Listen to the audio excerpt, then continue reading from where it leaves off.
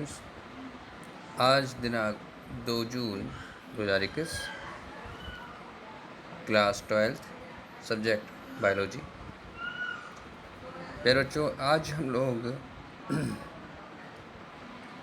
कुछ महत्वपूर्ण बिंदुओं पे ध्यान देंगे। साथ ही साथ आज हम लोग मेंडल्स लॉ पे भी कुछ लॉस यानी नियमों का अध्ययन करेंगे। चलिए स्टार्ट करते हैं। सबसे पहला बिंदु हमारा है चेकर बोर्ड या पुन्नेट स्क्वायर। अब यहाँ पे मैं कह रहा हूँ पुन्नेट स्क्वायर या चेकर बोर्ड, कुछ समानता है। आपको एक चित्र यहाँ शो हो रहा है, आपके सामने चित्र नज़र आ रहा होगा। बॉक्स बना हुआ है और इस बॉक्स के ऊपर कुछ लिखा हुआ है और नीचे भी कुछ लिखा हुआ है। ये बॉक्स क्या है देखिए, और इसको पुन्नेट स्क्वायर बोलते हैं। तो क्यों बोलते हैं? ये बॉक्स क्या है और किसका इस्तेमाल क्या है, क्यों उसकी आवश्यकता पड़ती है? देखिए बच्चों, सबसे पहली बात तो ये पुन्नेट स्क्वायर क्यों बोला जाता है। इसकी खोज एक ब्रिटिश वैज्ञानिक R.C. पुन्नेट ने की थी।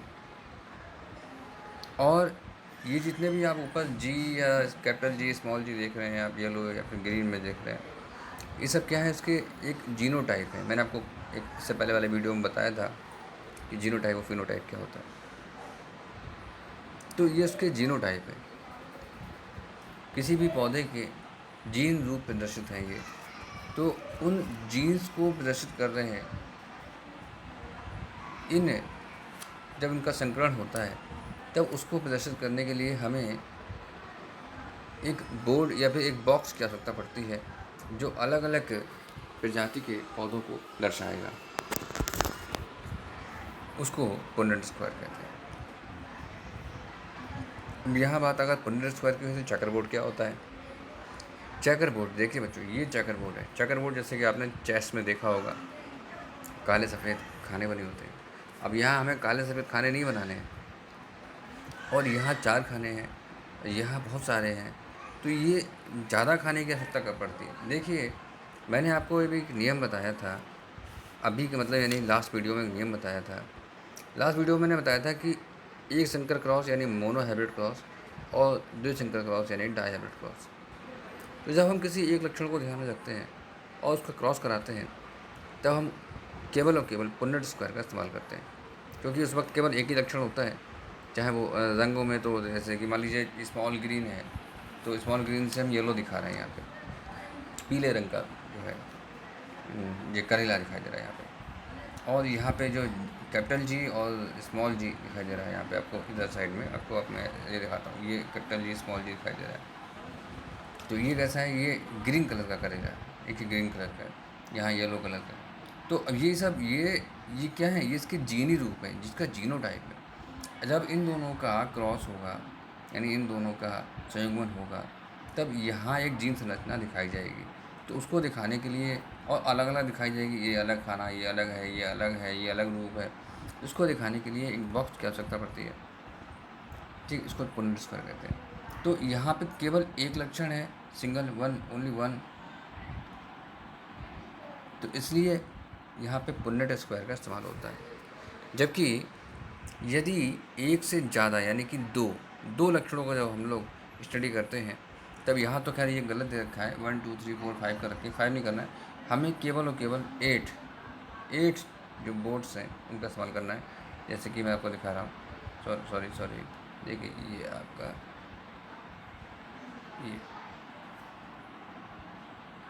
ये हो गया आपका तैयार। ठीक है, तो ये आपका इस वक्त तैयार हो गया, ये हमारा जो चेकर बोर्ड है। देखिए 1 2 3 4 5 6 7 8 9 10 11 12 13 14 15 16। तो 16 जो है हमारे ये इसमें ब्लॉक्स हैं। अच्छा, 16 क्यों रखे गए, कभी गौर करिए।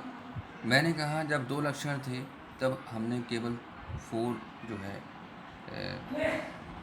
बॉक्स बनाए थे, 4 खाने बनाए थे और सिंपल से केवल क्या हुआ था, बस ऐसा ही है, इस प्रकार से और ये बन गया था। लेकिन जब हम बात करते हैं 2 लक्षणों की, तो 2 लक्षणों से कितने हो गए, कुल मिला के 4 हो गए, ठीक है। और 4 का जब हम स्क्वायर करते हैं तो कितना हो गया, 16 हो जाता है, ठीक है। इसको हम बहरहाल बाद में बात करेंगे, चेकर बोर्ड को आप बहुत आसानी से समझ जाएंगे।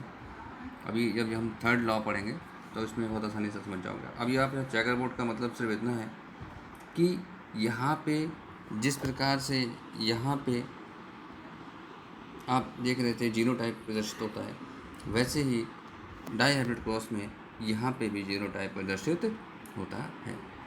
तो ये हमारा चेकर बोर्ड, ये पुनेट स्क्वायर है। देखिए बच्चों, इसमें 2 पौधों के संकरण के पश्चात जीनोटाइप या फिनोटाइप को प्रदर्शित किया जाता है या दर्शाया जाता है। इसमें एक वर्ग बनाया जाता है, यानी कि ये वर्ग दिखाई दे रहा है आपको, चाहे इसमें हो चाहे देखिए इसमें हो, एक वर्ग है, ये वर्गाकार आकृति है, ठीक है। और इस वर्ग को खड़ी व आड़ी लकीरों से चौकोर खानों में बांटते हैं, दिखाई दे रहा होगा आपको, ये इस प्रकार से खड़ी और इस प्रकार से आड़ी, तो ये इस प्रकार बन गया, देखिए, ठीक है। खानों की संख्या युग्मकों के जीनोटाइप पर निर्भर करती है, जैसे कि मैंने आपको बताया था। अगर 2 लक्षण हैं तो केवल क्या करना है, मतलब 2 लक्षण हैं तो 16 खाने बन रहे हैं, और जब अगर केवल एक ही लक्षण है, ठीक है, मतलब अल्टरनेटिव एक ही लक्षण है, लंबे का बौना और सफ़ेद का लाल, केवल एक ही लक्षण नज़र आ रहा है, ठीक है, तो सफ़ेद और लाल ले लिया तो क्या एक ही लक्षण तो है, तो उसके लिए हमें केवल 4 खाने, यानी ये वाला डायग्राम चलेगा हमारा, ये पुनेट स्क्वायर है। और जब हम 2 का इस्तेमाल करते हैं तो 2 दूनी 4, देखिए 4 हो गए कुल मिला के लक्षण, और 4 चौक 16, ठीक है, उसका वर्ग, तो 16 हमारे जो है बॉक्स बनेंगे, 1 2 3 4 5 6, ठीक है, 7 8 9 10 11 12 13 14 15 16। तो इस प्रकार से बच्चों ये पुनेट स्क्वायर और चेकर बोर्ड था। अब हम बात करते हैं आज का जो हमारा सबसे पहला नियम है, जो मेंडल साहब ने बनाए थे 3 नियम। कौन कौन से नियम थे? सबसे पहला प्रभाविता का नियम यानी लॉ ऑफ डोमिनेंस, दूसरा था पृथक्करण का नियम यानी लॉ ऑफ सेग्रीगेशन, और तीसरा था स्वतंत्र अपव्यूहन का नियम यानी लॉ ऑफ इंडिपेंडेंट असॉर्टमेंट। अब आज हम लोग बात करेंगे सबसे पहला नियम जो हमारा है प्रभाविता का नियम यानी कि लॉ ऑफ डोमिनेंस, या कि आपके सामने प्रदर्शित हो रहा है। ये बहुत सरल है। आप लोगों ने क्रॉस जीनोटाइप फिनोटाइप भी बता दिए मैंने आपको, और मैंने इससे पहले आपको एक संकर क्रॉस 2 संकर क्रॉस बताया था। यहाँ पे जो क्रॉस हो रहा है वो कौन सा क्रॉस है? एक संकर क्रॉस, यानी मोनो हाइब्रिड क्रॉस हो रहा है, यानी केवल एक ही लक्षण दिखाई दे रहा है। देखिए एक लक्षण है सिंगल, कौन सा है? प्योर टॉल या प्योर डॉफ। टॉल मीन्स लंबा, डॉफ मीन्स बौना, यानी कि यहाँ पे केवल बौने और लंबे लक्षण, लंबे और बौने लक्षण को हमने यहाँ पे क्रॉस करवाया आपस में।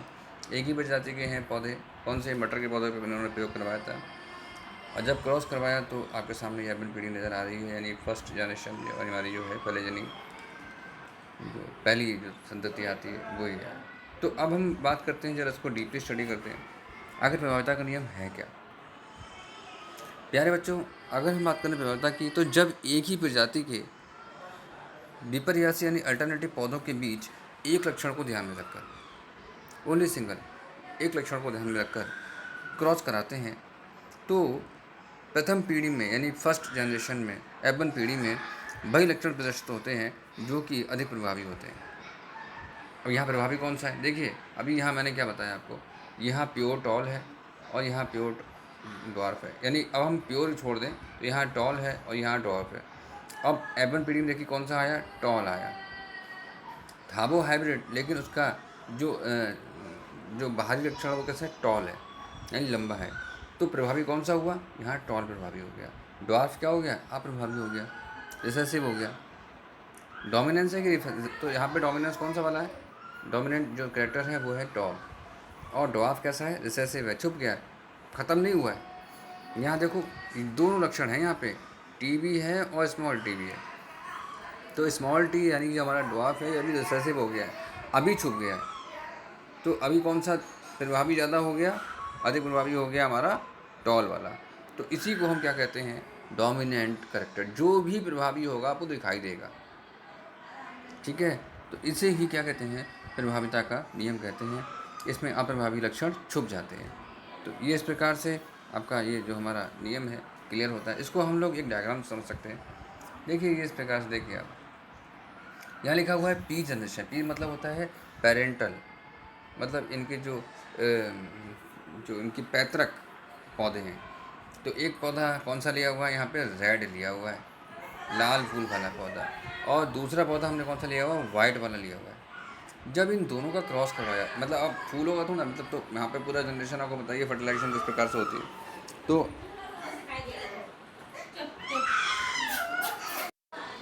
तो यहाँ पे आप देख रहे हो कि एक रेड है और एक वाइट है। जब हम दोनों का क्रॉस कराते हैं तो जो F1 जनरेशन है, F1 जनरेशन देखिए, यानी कि पहली जो जनरेशन आएगी इसकी, तो उसमें जो पुष्प आएंगे वो कैसे हैं, रेड नज़र आ रहा है। जबकि ये पौधा कैसा है, हाइब्रिड है, लेकिन कलर कौन सा आया है, रेड आया है। तो यहाँ कौन सा करेक्टर डोमिनेंट हुआ, रेड वाला हुआ। अगर यहाँ पे और रिसेसिव कौन सा हुआ, वाइट वाला रिसेसिव हुआ, छुप गया। अगर यहाँ पे वाइट आता तो कौन सा डोमिनेंट होता है, तो वाइट डोमिनेंट होता है, ठीक है। इस प्रकार मैं ये नहीं कह रहा हूँ केवल रेड ही आएगा जो भैया इधर है वही है, भैया जो भी आएगा, जो भी डोमिनेंट कैरेक्टर होगा वो यहाँ दिखाई देगा, चाहे वो वाइट हो चाहे वो रेड हो, ठीक है। तो यहाँ इस प्रकार से ये नज़र आता है। तो यही क्या है हमारा, ये हमारा प्रभावता का नियम है, ठीक है। तो अभी हम इसको और थोड़ा सा डीपली समझ लेते हैं। देखिए जैसे कि यहाँ पे ये नियम है, जब किसी लंबे पौधे का संकरण किसी बौने पौधे से कराया जाता है, यहाँ की करवा रखा है, तो प्रथम पीढ़ी में संकर प्रजाति का लंबा पौधा प्राप्त होता है। इस प्रकार पौधे का लक्षण प्रभावी होकर प्रथम पीढ़ी में पहुँचता है तथा अप्रभावी लक्षण जो होता है वो छिप जाता है। वो क्या होता है, छिप जाता है। तो यही एक क्या है कि कैरेक्टर क्या है, ये प्रभाविता का नियम कहलाता है। और आशा करता हूँ आप लोगों को ये समझ में आया होगा। और इसी के साथ साथ हम लोग जो है एक छोटा सा नियम और समझ लेते हैं, अपूर्ण प्रभाविता क्या होती है। चलिए इसको मैं आपको नेक्स्ट टाइम में समझाऊंगा, जब हम लोग जो है लॉ ऑफ सेग्रीगेशन पढ़ेंगे, तो नेक्स्ट वीडियो में आपको समझाऊंगा, ठीक है। Thank you so much.